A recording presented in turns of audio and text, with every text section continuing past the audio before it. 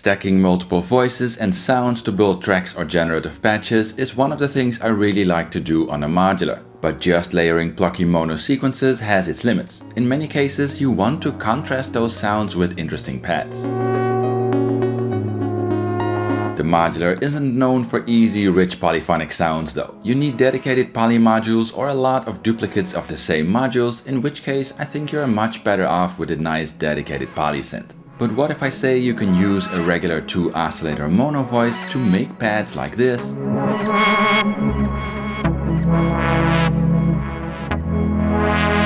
And this.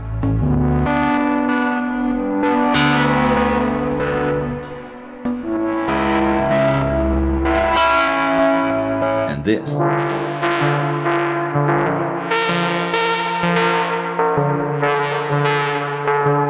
In this video I'll show a good set of variations and ways to add interest and movement to these pads, but in the core this is a very simple duophonic patch. It's based on 2 oscillators, sent to a mixer and low pass filter. You can add a VCA for more control, just like any normal 2 oscillator mono voice. But in these patches I left VCA out. The only difference with a mono voice is that each oscillator receives a unique sequence. So 2-note duophonic chords can be created. One sequencer is used to gate an envelope, modulating the filter. With slow envelope settings and a bit of reverb of course, this simple patch can already create nice warm chords.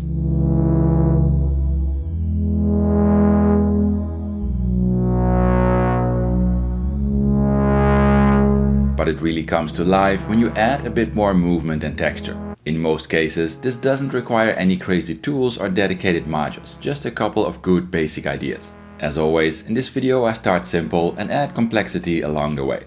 This channel is almost completely funded by my patrons. If you like to support my work as well, or you want to get access to PDF sheets with hundreds of patch ideas I used in my videos, have a look at my Patreon. But now, let's dive right in. The first thing that makes a pad better is adding a bit of simple slow movement.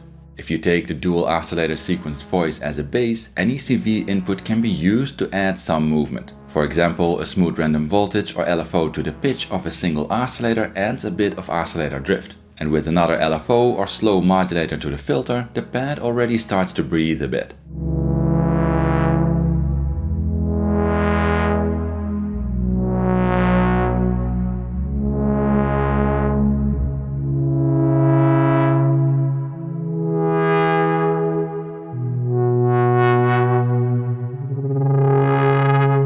The idea is to add a bit of unpredictability and movement, making each wave of a pad slightly different. Here's the same basic setup, but this time 2 square waves are used and an LFO is modulating the pulse width of one of the oscillators. A smooth random voltage is modulating the filter.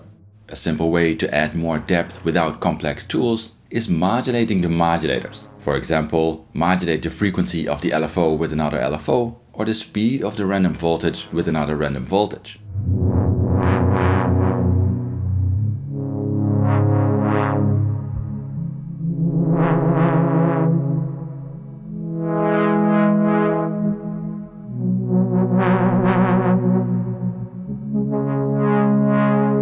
I often use basic tools and ingredients in these patches, but if you have any unique or interesting CV options, it's worth exploring those. Here's one example in my studio based on an oscillator with interesting shape modulation and a wavetable oscillator. The oscillators are mixed, sent through a low-pass filter and controlled with 2 sequencers and simple ADSR modulating the filter.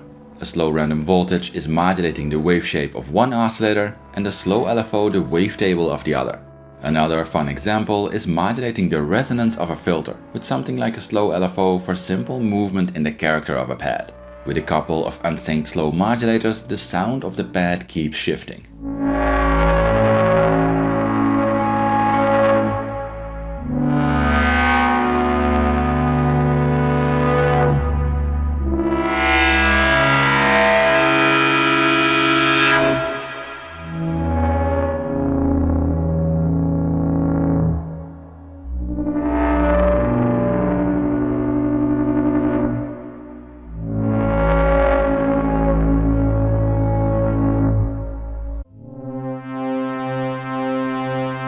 Another great trick to make pads more interesting is adding detail and texture to the sound. Here's the basic setup again, with an added smooth random voltage modulating the filter. Noise is a great tool to add texture. You can add noise to the mix before the filter to add some air to the sound. But it's often more interesting to use noise as a modulation source. For example, to modulate the pitch of one of the oscillators.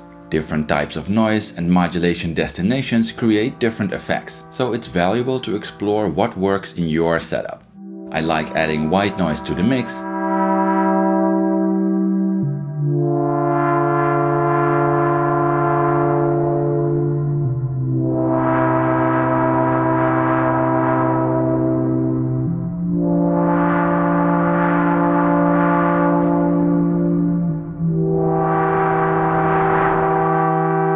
and using a dark noise to modulate the FM.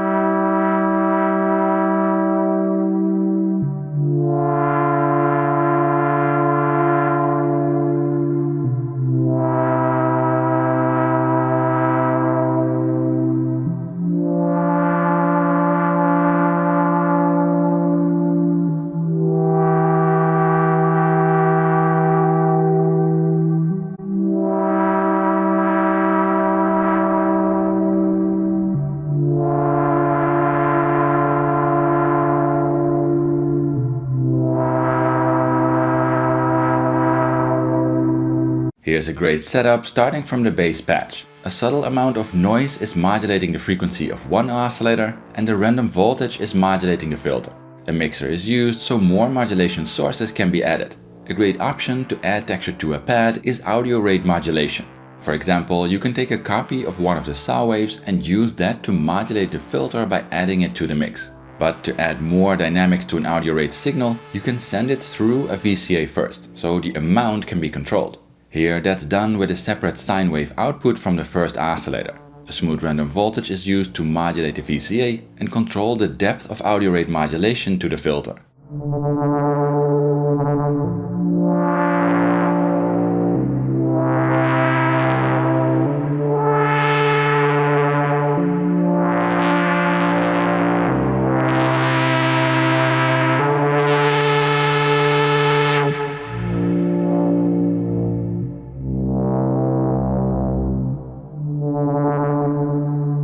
Audio rate signals are great tools for texture and they can be directed everywhere you like. Here's the basic setup, again with random voltage modulating the filter through a mixer. A sine wave from the first oscillator is sent to a panner with outputs A and B connected to the FM input of the second oscillator and the mixer combining signals to the filter. An LFO is modulating the panner, swinging the signal from A to B. Another LFO is modulating the frequency of that LFO for added movement in the panning.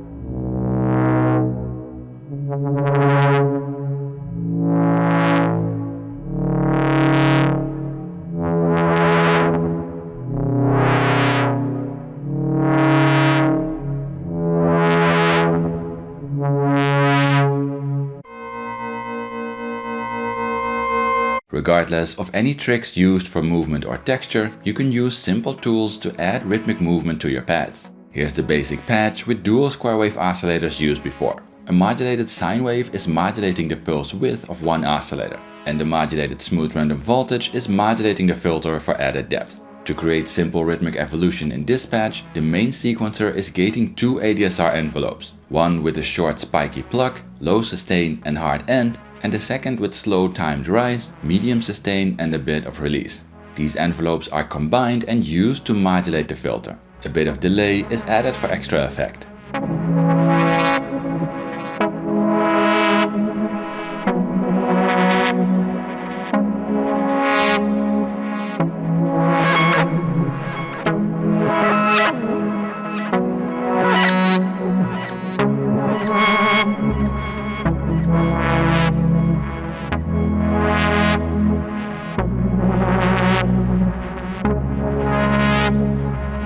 Here's the same basic setup again, with the modulated more complex waveshape and wavetable oscillators. To add rhythmic depth, the main sequencer is gating a classic ADSR for regular pad movement to the filter. But that signal is sent through a mixer so multiple sources can be added.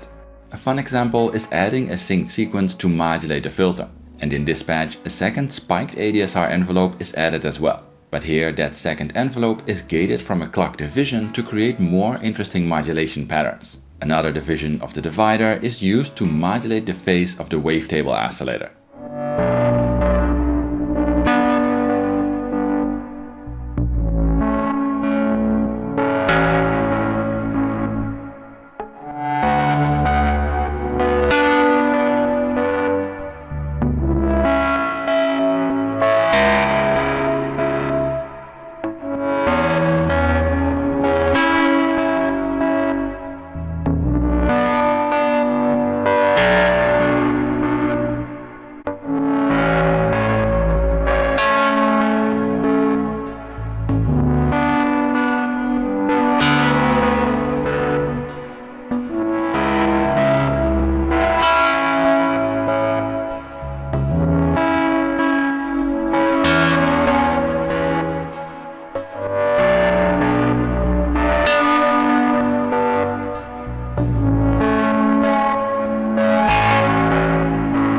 Another way you can add rhythmic percussive movement to the basic setup is by sending one or both oscillators through a VCA before the mixer.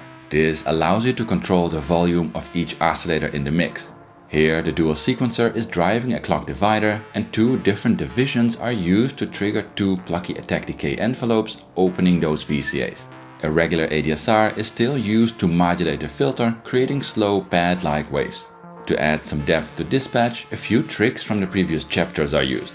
Noise is modulating the pitch of the second oscillator, and the sine wave output of the first is sent through a modulated VCA combined with a random voltage and modulating the filter of the setup.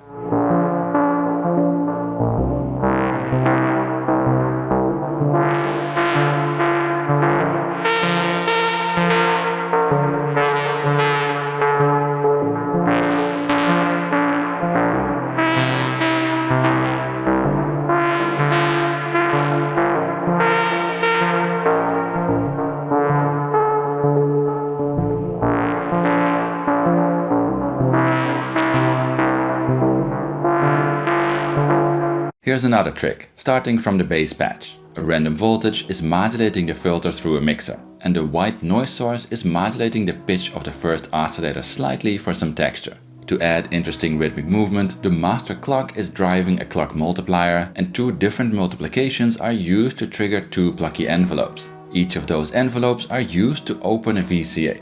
One VCA is passing an audio rate LFO onto the FM input of the second oscillator, and the other VCA a slow LFO to the mixed signal modulating the filter. Because that LFO is a bipolar signal, the envelope amplification creates a signal that swings between opening and closing the filter. To add some brightness and accent to the plucky modulation, a copy of both envelopes is sent to a mixer and added to the mix opening the filter as well.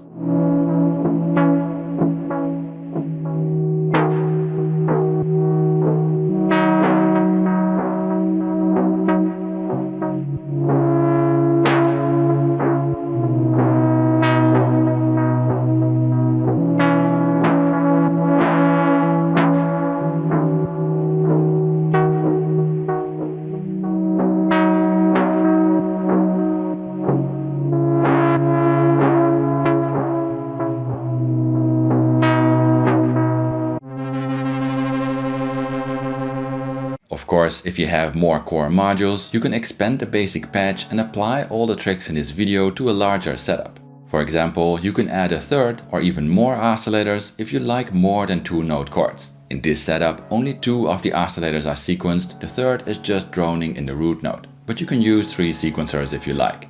An ADSR is opening the filter, and to add some movement and texture, a white noise source is modulating the pitch of one oscillator, and the smooth random voltage and modulated LFO are modulating the filter.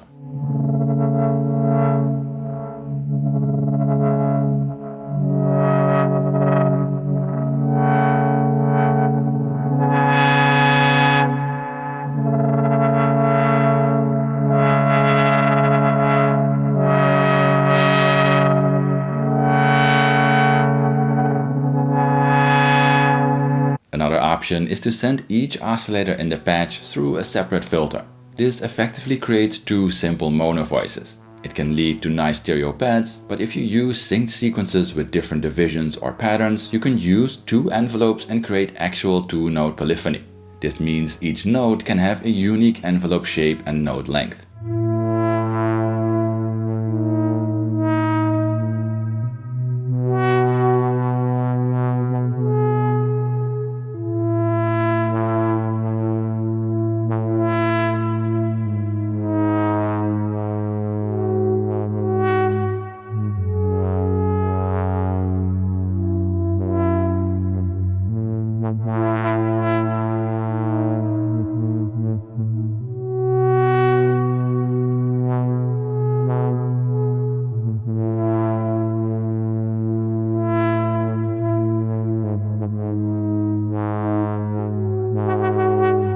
If you like this, I might do another video to show simple tricks to create interesting movement and interaction between these simple chords and the layered monophonic voice. As always, have a look here if you'd like to learn more, and smash that like, subscribe and bell button if you want to see more Mynmytar content from me. But that's it for now, thanks for watching and see you next time.